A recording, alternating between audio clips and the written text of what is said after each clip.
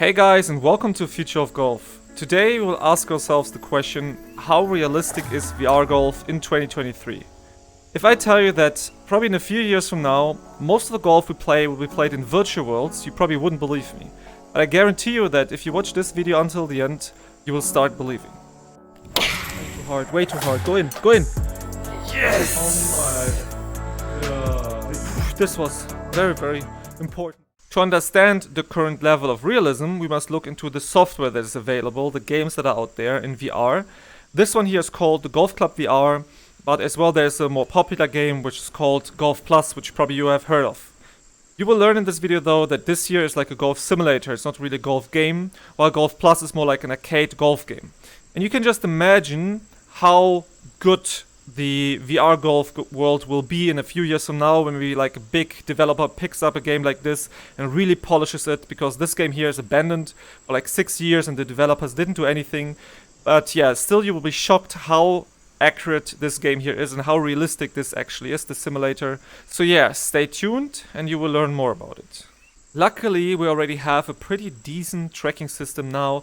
Here I'm using the Lighthouse 2.0 tracking system, but as well the first Lighthouse tracking system is fairly accurate. The other tracking system that most of you guys probably have is from the Quest 2, and this is an algorithm-based tracking system. It only allows a maximum swing speed. For example, I think it was something like 26 yards, how fast you can swing your club or your controller actually, and after that it will just not pick up on it, it will just glitch out. And like here for this game, for example, if you play it with the Quest 2, which kind of works pretty decent in the casual difficulty only though, then you can get maybe like 85, 90 miles club head speeds only, compared to this one here I can get it up to 130, 125-ish, because the Lighthouse-based tracking system is actually one-to-one accurate compared to what you do in the real world here, like in real life golf, so to speak. So if I really ramp at the swing, you will see that the numbers increase, while in Golf Plus you can try it out. If you make kind of a decent swing, you will probably have a ball speed of like 165, and if you really rip at it, it's going to be like 170 or 175, which is not really that accurate compared to the extra power you put in. But yeah, you're going to learn more about this later in the video. Okay, so first let's talk about the ball physics as well as the ball position relative to our feet. And probably you have watched a video of mine about the shot shaping where I draw the ball, fade the ball, make high and low shots. This is not what we're going to do now. I want to just see if it actually has an impact if we de-loft the club, right? For that we're going to quickly open here the difficulties, and we're going to set it to beginner. And we're going to take, let's say, a sandwich here. And with a beginner difficulty, you have this aimer here, right? So this aimer is kind of the launch angle of the ball. And we can now see already that if we de-loft the club face, right? So I'm going to make like this. You can see de-loft. Actually, the launch angle here gonna be lowered, right? To a point where if I would hit the ball like this here, which is almost like square, you can see it in my first person view now, it would kind of roll over the ground, right? It would be kind of a putter. While if we do the opposite, we put the ball more in front, right? And then we take a look at the angle here. It's pretty high now in the sky, and the ball flight going to be coming out like this. I can even then rotate the face, right? Open the face even more to even a point where you can see it goes even behind, right? So like if I want to hit just a very straight shot like this, and I hit the ball, you can see it goes very high compared to if I would now hit it, you can do it like this here. If I would hit like this, it probably comes out very low. Yeah, there you go, right?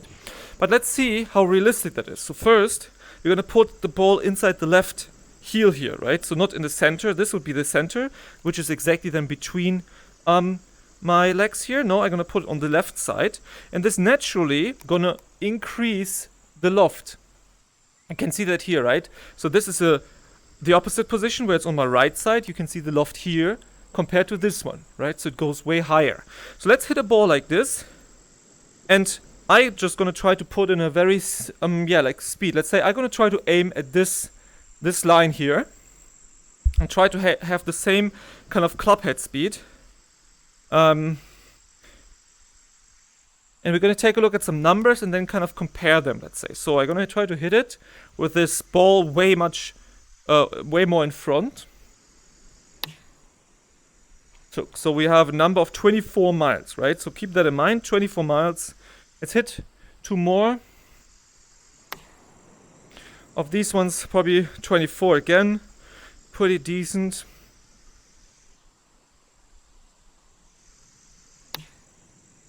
This one is a bit short, so it's at 21 only. Now though, we know that, okay, it's around the 21, 22, 23 mile shot to reach that one. What happens now if we actually put the ball to the right side, like inside my right heel here, and make the same shot with the same speed? Take a look. Okay, this was probably too powerful, it was 25, but we already saw it shot out like probably 6 yards over that target. Let's make another one like this. Okay, so 25 again. Just put a hair less power to get it to 24. So this was even like, this was 21, which was before that even hit the sand there, right? So let's make one 25, 24. Okay, that was even too much. Okay, golem hands here. Okay, one last one now. I think this is pretty good. 22.7 anyway. So we now clearly saw that the ball, when it was on the right side here, so we de-lofted the club, right? So we had a launch angle, something like this here. It was going, yeah, not double the distance, but it was definitely significantly going further than the shots compared to when they were on the inside of my left heel. And this is very realistic and important for golf, because now you can imagine that every single thing that you do with your club face, right? So if you want to hit the ball a little bit more punchy, so with other words, you put the hands a little bit in front, like you have forward shaft lean like this, hit the ball, it will come out lower. You can hit under the wind if you want to. You can get the ball a bit further. You can make out of a 6 iron, a 5 iron if you want to, by just de-lofting it.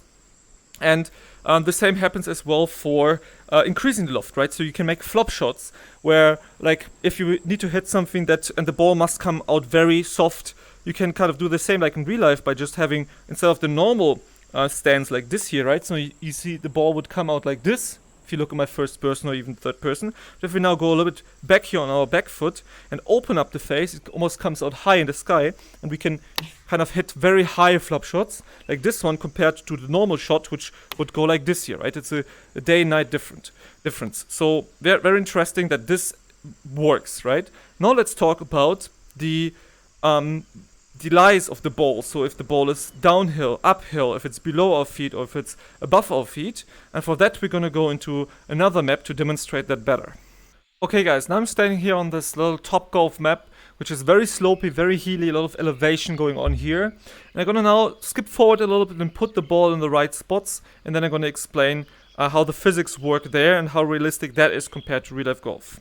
Okay, so the first lie here that I want to talk about is the downhill lie, and we can see that here that the feet where we are standing, the ball is level, right? So it's not below, maybe it's like just a little bit below our feet, but for the most part it's just a severe downslope going this way.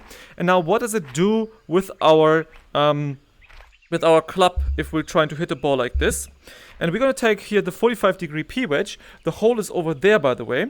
And now we're just thinking about what we would do in real life being in this kind of situation, right? So in real life, if we would have a shot like this, first of all, the left leg here would be severely lower than the right one. And we probably would stand something like this here, right? So I cannot really make it because my floor here in the living room is, of course, level. But what happens is that we're trying to kind of tilt our spine, right? And we kind of level with the ground to the point where we can hit the ball. Because if we wouldn't do that, you can see that here, and I'll now just go back here, right? So into this ground here, then yeah, like we would just, the club would be stuck in real life. The same happens here in golf as well. That if there's first of all an obstacle in the way, and I'm gonna make a little video now here about an obstacle, gonna just put it in now. Okay guys, so quickly here I wanted to show you what happens if there's an obstacle in your swing path, right? So I'm gonna take a sandwich here, and first, of course, if I make a normal swing and there's nothing here in this virtual world, right? So it will always just have the full power that I put into the ball and it will just fly perfectly. But let's assume there's like a tee box in the way, right? So I'm gonna just chip the ball there. Actually gonna take the putter and just quickly put it to this spot where now we can see if we take the sandwich, or actually here, right? So now if we make our swing, that there's something in the way now. Right, so you can see that you would hit it. And this doesn't count for all the things. So there are some things like, maybe you can see this kind of cactus over there, or like some trees that are very thin, or like even some objects that are not obstacles in the game. They're kind of just for the looks. It will not work. But for some obstacles in the way, especially if your ball hits the rough, there may be some stones, right, some small stones. If your ball is stuck close to a stone, or if the stone is exactly in the swing path, like what we do in real life is, that if we want to make this shot here, actually I'm gonna even make it a little bit tougher like this. So if we now want to make this shot, there's like, we have two options basically, right? So the first one is we kind of align ourselves that we wouldn't hit that obstacle in the way and the ball will just come out, or we kind of change or lean forward so much that kind of the club here comes down almost straight, right? So then we kind of hack it out. And in this kind of case here now, if you can think, oh, we can just hit through it, let's see what happens. So we're gonna make a full swing. You can see I just hit the box, the ball moved maybe like, yeah, just one foot here. And there's no way, like once I accelerate my club as much as I can, if the club before it hits the ball, if it hits an obstacle, it will just not go anywhere. But let's say we kind of move the obstacle away, try to punch it away now like this, right? So there's nothing in the way now. Then we can just make our normal swing, and you can see it just works. So that's as well very realistic. So yeah, you have seen now with this obstacle in the way that it actually takes all the power of your shots. But if there's no obstacle like here, there's just grass and ground, it will still shrink your club. You can see that here, right? So if you hit the ground in this VRgolf sim, you're gonna have a smaller or like a shorter club, and the shorter your club, the less power you have, right? Therefore, to some degree, chunking as well in this game happens and exists, and you have to always make sure that your club travels through the virtual air here and not on the ground or hitting the ground. And that's why as well we want to, in these kind of scenarios, kind of tilt our spine, right, and get level to the ground in order to make a hit that gonna not go like this here and hits the ground. No, we want to go over the ground and hit it. So let's take a look at what it does to our ball flight actually. So if we stand normally, you can see that here, right, p-wedge in hand, you can see the angle here. It's pretty high, but if we're now going to tilt our spine and kind of level up with the ground, you see it goes down severely, right? So this shot here I would usually hit like that, and then instead of like the p-wedge that we're having, we probably have something like an 8-iron or 9-iron because it de-lofted the club face, right? So this is the neutral one, and now if we lean into it, it de-lofts it. And this is very realistic. Again, it's the same physics or the same concept that is happening in real life golf, and you have to, if you are on these severe downhill lies, you have to think about actually increasing your club. So for example here, if I would usually take a p-wedge for that distance, but my p-wedge is going to come out like a 9, therefore, so a way lower ball flight, it might overshoot the target. So now we have to think about, maybe I'm going to take a sandwich or even a lob wedge here, because I don't have a gap wedge in the game anyway. And then we have to kind of deal with that situation. Now let's look into the opposite, where actually the ball going to be on an uphill lie, and think about what's going to happen there. Okay guys, now I got here to the spot where, let me take the p-wedge again and go back. You can see we are actually on a uphill lie, right? So now we are, again, the ball is level with our feet. If we're standing here, we can actually put the ball a little bit further like this. So you can see that here, right? So we have exactly the loft here, the 45 degrees of the p-wedge if we would stand like this. But now we have to kind of do the opposite of what we did on the downhill lie. We have to tilt our spine now to level with the ground, right? To make it like this here, into the right foot. And what happens now, let's take a look at the ball flight here, right? So the angle of the green line, and you can see that once I start to tilt, it actually goes up, right? So this is the neutral one. Once I lean into my right foot, it goes like this, almost like if I would make a flop shot, right? Where the ball position now is a little bit more in front, and so on and so forth. So therefore, if you are on a uphill lie, like in this case here, the ball naturally would gonna come out with a, like increased loft. and therefore going to fly higher and lose some distance. So if you have, let's say, this distance here, you want to use a P-wedge, which is of course not the right club, but let's just assume. Now the P-wedge might come out as a sandwich, and therefore you should then eventually use a 9-iron in order to get it to the distance that you wanted the P-wedge to be in. Let's quickly do this here, right? So now here, and then we take the 9-iron, make the shot, and it will probably have the distance of the P-wedge. Now let's talk about what happens if the ball is below our feet where we are standing, right? Or if it's above, and that can be very interesting. Okay guys, I found this spot here. We are very close to the last one, and here you can see that now where I'm standing, right? So it's somewhere here. The ball now is roughly like half a foot below my actual feet in the game. In order to reach it, if I would now just stand and aim at the target, right, like this here, and this is the normal height that I have actually have to crouch down a little bit in order to reach it, right? What we do in golf though is, because we're not hitting the balls like this, of course we can, but for the most part what we do is that we get a little bit closer to the ball now, right, like this here, and then kind of tilt over a little bit more, and let's take a look at what it actually does with our angle here towards the hole. If we're now gonna get lower and aim it forward, you can see that it marginally moves to the right, right? So this would be the neutral position here. If I now approach the ball from where I'm standing, it just a little bit goes to the right. You can see that here, right? So we have a little push, with other words, when the ball is below our feet, even though it's just a little bit like this one. So if you have a situation like this and you have like a shot of like 100 yards or something, you have to aim a little bit left of the target, because the ball automatically gonna push and gonna just aim a little bit more right of where you are standing. And this effect is way more severe with the higher lofted club. So if we take, let's say, a 3-iron here in this case, we put the ball back to this, right? So now we're standing here. This is the neutral one. If I now get close to it, right? So, or make like this here, it makes just a very marginal move. If we take the highest lofted club here, the lob wedge, and we're gonna make the same. And this is just the concept of physics, right? So the more loft you have, the more this will move. So now we have this shot here. I hope you guys can see that. Once I approach the ball and go lower, it actually moved quite a bit, right? So we can see that in my first person view at least.